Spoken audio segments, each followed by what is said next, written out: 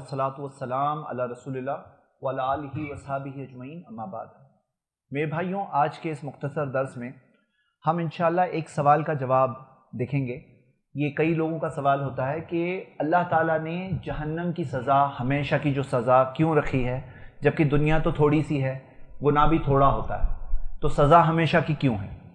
سب سے پہلے کہ جہنم کی سزا ہمیشہ کی سب کے لیے نہیں ہے، بعض گناہوں کے لیے ہے، سب گناہوں کے لیے نہیں ہے۔ لیکن اگر کسی نے کفر کیا ہے، اللہ کا انکار کیا ہے، شرک کیا، اللہ کے ساتھ کسی کو شریک کیا ہے، تو پھر اس کے لیے یہ گناہ ہے، یہ سزا ہے کہ جہنم ہمیشہ کی ہے۔ تو ایک مثال کے ذریعے ہم سمجھتے ہیں کہ سپوز کرو کہ کوئی ایک مرڈرر ہے جس نے مرڈر کیا، معصوم انسان کا قتل کیا، اور قتل کرنے کے لیے اس نے گن لے کر گولی چلائی، اور گن کی گولی چلانے میں کتنے سیکنڈ لگتے ہیں؟ 1 سیکنڈ بھی نہیں لگتا ہے۔ تو گناہ کتنے سیکنڈ کا تھا؟ 1 سیکنڈ۔ لیکن اس کو ہو سکتا ہے عمر قید کی سزا ملے گی۔ اب وہ عمر قید کی سزا، تو وہ یہ کہہ سکتا ہے نا، میں نے تو 1 سیکنڈ گناہ کیا، مجھے 1 سیکنڈ کے لیے جیل میں رکھو، یا 5 سیکنڈ رکھ لو، 10 سیکنڈ رکھ لو، تو عمر قید کیوں؟ تو یہ بات ہم سمجھتے ہیں کہ بھائی عمر قید کے بعد بھی جو معصوم کا قتل ہوا اس کے ساتھ انصاف تھوڑی ہو گیا، وہ بچوں کے ابا تھوڑی واپس آ جائیں گے، اس کی بیوی کے شوہر تھوڑی واپس آ جائیں گے، وہ تو انصاف تو نہیں ہوا نا۔ لیکن پھر بھی اسے عمر قید رکھتے ہیں تاکہ باقی لوگوں کے لیے عبرت کی بات ہو جائے۔ اب ہم یہ دیکھتے ہیں کہ ضروری نہیں کہ گناہ اور سزا سیم سائز کا ہو۔ جیسے مثال کے طور پر کسی نے چوری کرنے میں اگر 15 منٹ لگائی تو اسے تھوڑی 15 منٹ جیل میں رکھا جائے گا۔ تو یہاں پر یہ امتحان جو چل رہا ہے ہمارا، یہ امتحان ایک چھوٹی زندگی اللہ تعالیٰ نے دی ہے، 25 50 60 70 80 اتنے ہی سال ہم جی لیتے ہیں، اس کے اندر جو کام کرو گے اس کا بدلہ ملے گا ہمیں۔ اب میرے بھائیوں، ہم لوگ بھی اگر دنیا کے اندر کوئی چیز پرکھتے ہیں، تو جیسے پوری اگر مان لیجئے پورا گیہوں کا لاٹ ہے، تو ایک ایک دانہ نہیں چیک کیا جاتا ہے، تھوڑا سیمپل لے کے چیک کیا جاتا ہے، سیمپل چیک کر کے ہمیں معلوم پڑتا ہے اچھا سیمپل ایسا ہے تو باقی ایسا ہے۔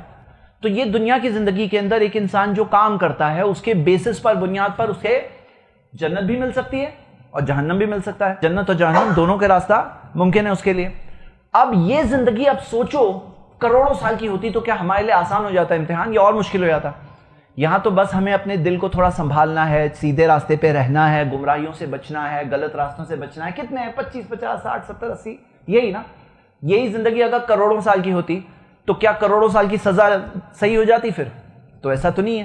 تو ہم دیکھتے ہیں کہ یہ زندگی تھوڑی ہے، یہی اچھا ہے ہمارے لیے کہ اتنی زندگی بس ایمان کے ساتھ گزار لو، نیک عمل کر لو، اور پھر ہمیشہ کی خوشی ہے تمہارے لیے۔ اب اللہ سبحانہ تعالیٰ کے تعلق سے لوگ یہ سوچتے ہیں اللہ نے سزا دینے کے لیے بنایا ہے۔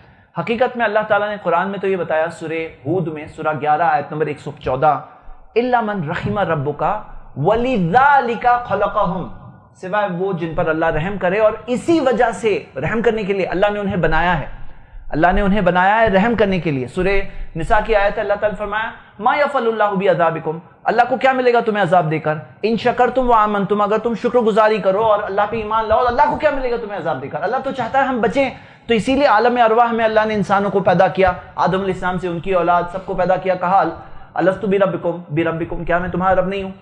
تو یہ حقیقت ہے کہ اللہ تعالیٰ تو چاہتے ہیں کہ ہم جہنم سے بچیں، اسی لیے تو پیغمبروں کو بھیجا، اسی لیے تو اتنے سارے معجزے، اسی لیے تو قرآن، اس لیے تو فطرت کے اندر بھی اللہ تعالیٰ نے انسان کو کس فطرت پہ پیدا کیا؟ ایک بالکل صاف فطرت پہ ہر بچہ پیدا ہوتا ہے، کلین فطرت پہ پیدا ہوتا ہے، ایسا نہیں کہ مجرم بن کے پیدا ہوتا ہے۔ تو میرے بھائیوں، اللہ سبحانہ وتعالیٰ تو ہمیں بچانا چاہتے ہیں، لیکن انسان ہے نا، کیا کرنا چاہتے ہیں؟ سنیے، انسان کیا چاہتے ہیں نا، ذمہ داری سے بچنا چاہتے ہیں، اکاؤنٹیبلٹی سے بچنا چاہتے ہیں، حساب نہیں دینا چاہتے ہیں، مطلب جرم پہ جرم کرنا چاہتے ہیں، اپنی خواہشات کی پیروی کرنا چاہتے ہیں، غلط راستے پہ جینا چاہتے ہیں، اور چاہتے ہیں کہ ہماری کوئی پکڑ نہ ہو، تو وہ پکڑ سے بچنے کے لیے انکار کا راستہ لیتے ہیں، مطلب چاہتے ہیں کہ ہماری کوئی گرفت نہ ہو، اکاؤنٹیبلٹی نہ ہو، ہم جو چاہے کریں دنیا میں، ہماری کوئی پکڑ نہ ہو، اور اسی وجہ سے اس طرح کی باتیں وہ لاتے ہیں کہ اللہ کیوں سزا دے رہا ہے؟ ارے بھائی تم دیکھو تم سے کیا اللہ تعالیٰ نے چاہا، اللہ ہم سے کیا چاہتا ہے بتاؤ؟ اگر ایسا ہوتا کہ سب 5 فٹ والے جتنے ہیں سب جنت اور 6 فٹ والے سب جہنم، اگر ایسا کچھ ہوتا تو ہم کہہ سکتے تھے اللہ میری ہائٹ کا میرے ہاتھ میں تو نہیں تھا، یا سب کالے رنگ والے جنت جائیں گے یا سب گورے رنگ والے جہنم جائیں گے، اگر ایسا کچھ ہوتا رینڈم تو ہم تو کہہ سکتے تھے اللہ میرے ہاتھ میں ہی نہیں تھا یہ تو۔ لیکن ہمیں جو چیز کرنے کہا گیا وہ ہمارے لیے کرنا ممکن ہے، ایمان لے آؤ۔ کیا مانگا گیا ہے؟ کائنات کا مالک ہے، خالق ہے، وہ ایک اکیلا ہے، وہی چلانے والا ہے، اس کے جیسا کوئی نہیں، اسی کی عبادت کرو۔ تو یعنی مانگا کیا گیا ہے؟ مطلب آپ دیکھو اسلام کے اندر کیا ڈیمانڈ کیا گیا ہے۔ اچھا آپ کو یہ پتا ہے کہ سزا بھی جو ہے کس کے لیے ہے؟ اللہ تعالیٰ نے فرمایا وَمَا كُنَّا مُعَذِّبِينَ حَتَّى نَبْعَثَ رَسُولًا، میں عذاب نہیں دوں گا یہاں تک کہ رسول نہ بھیج دیا جائے۔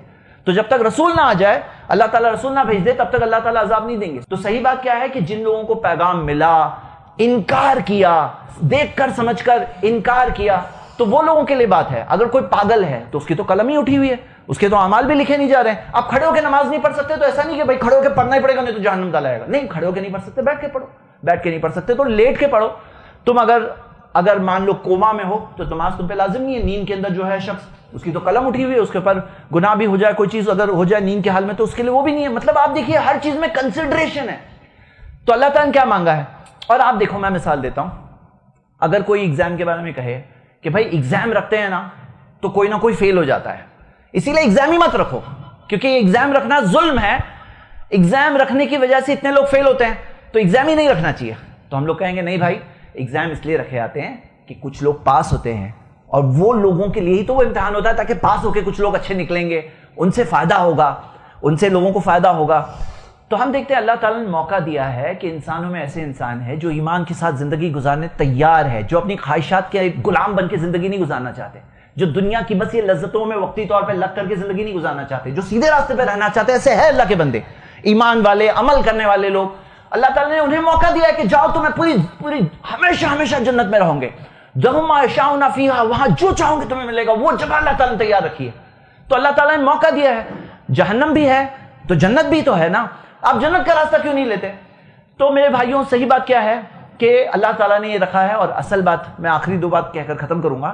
اصل بات یہ ہے کہ یہ چیز جو اللہ تعالیٰ نے جہنم کے تعلق سے بتایا نا، یہ بھی ہمارے بھلے کے لیے بتایا گیا ہے۔ کیوں؟ کیونکہ آپ دیکھو، میں آپ کو دو مثال دیتا ہوں اس کے اندر۔ مثال کے طور پر جو ہوتے ہیں نا، بعض لوگ جرم کے راستے پہ جانے لگتے ہیں، غلط راستے پہ، کچھ خواہشیں ہوتی، تمنا ہوتی ہے، مجرم بننا چاہتے ہیں، تو ان کو سمجھانے کے لیے، کاؤنسلنگ کے لیے کیا کیا جاتا ہے معلوم ہے؟ کوئی مجرم کو لایا جاتا ہے، بولے کہ دیکھو جو جرم کے راستے پہ چل کے پچھتا کر کے آج ہے، کوئی الکوہولک بن چکا ہے، شرابی بن چکا ہے، وہ آ کے کہتا ہے دیکھو یہ راستہ اچھا راستہ نہیں ہے، مت جاؤ اس راستے پہ، یہ راستہ اچھا نہیں ہے، مت جاؤ اس راستے پہ۔ تو ہمیں قرآن میں تو جہنمیوں کے مناظر بتائے گئے کہ جہنمیوں کا ایسا حال ہوگا، اس کی ایسی سزا ہوگی جیسے کہ ہو رہا ہے، ایسے بتایا گیا۔ حالانکہ جہنم میں جائیں گے، اللہ تعالیٰ علم والا ہے، اللہ جانتا ہے کیا ہونے والا ہے، وہ ہمیں ابھی سے بتایا تھا کہ تم اس راستے پہ مت جاؤ۔ جیسے مثال کے طور پہ اب ہم بیٹھے ہیں اور کوئی آ کے کرے ارے سانپ آ گیا سانپ، تو ہر کوئی کھڑا ہو جائے گا نا، بڑے سارے سانپ آ گیا۔ اب ایک انسان اگر بولے بہت تھکا ہوا ہوں تو بھی کھڑا ہو جائے گا، اس کے اندر طاقت آ جائے گی۔ یہاں کیا ہوتا ہے کہ جہنم کے بارے میں پڑھ کے بھی ہے نا، کوئی انسان جب کمزور پڑ رہا ہوتا ہے یا خواہشات کی طرف بڑھ رہا ہوتا ہے تو بھی تھوڑا سا ٹھیک ہو جاتا ہے۔ یہ بھی اللہ کا رحم ہے، یہ جو جہنم کے تعلق سے اللہ نے بتایا وہ بھی اللہ کا رحم ہے۔ آخر بات یہ کہوں گا، یہ سب باتوں کے بعد، اور بہت ساری باتیں، ان میں سے صرف چند باتیں آپ کے سامنے پیش کیا ہوں، کہ سب سمجھانے کے بعد اگر کوئی نہیں مانتا ہے تو میں آپ سے ایک سوال پوچھتا ہوں کہ دیکھو، جیسے مثال کے طور پر یہ پین کو میں چھوڑ رہا ہوں، نیچے گر گئی، کیوں؟ کیونکہ ایک گریویٹیشنل پل ہوتی ہے جو اسے نیچے کھینچتی ہے۔ اب اگر کوئی کہے میں یہ گریوٹی میں نہیں مانتا ہوں، میں یہ گریوٹی میں نہیں مانتا، اب ایسا شخص اگر بلڈنگ کے اوپر سے گر گیا تو وہ نیچے گرے گا کہ نہیں گرے گا؟ گرے گا نہیں گرے گا؟ گرے۔ آپ بتائیے، آپ کی بات نہیں کر رہا ہوں، جو نہیں مانتا ہے گریوٹی کو وہ گرے گا کہ نہیں گرے گا؟ وہ بھی گرے گا نا، ہے نا؟ اب وہ مانے نہ مانے، گرے گا تو گرے گا ہی۔ تو جہنم کو کوئی نہیں مانے نا، کوئی انکار بھی کرے نا، تو حقیقت تھوڑی بدل جائے گی۔ ریالٹی تو ریالٹی ہے نا، امتحان تو ہے بھائی، حساب ہوگا۔ مجھے اگر رائٹ ہینڈ اٹھانا ہے تو سیدھا ہاتھ اٹھا سکتا ہوں، لیفٹ اٹھانا ہے تو لیفٹ اٹھا سکتا ہوں، اختیار دیا ہے نا اللہ نے۔ تو اکاؤنٹیبلٹی نہیں ہے کیا؟ امتحان ہوگا، رزلٹ نہیں آئے گا کیا؟ تو ہم ان سے کہتے ہیں جو لوگ ایسے خیالات میں پڑے رہتے ہیں کہ بھائی ایسے خیالوں کو چھوڑو، اس کی جگہ وہی عقل استعمال کرو۔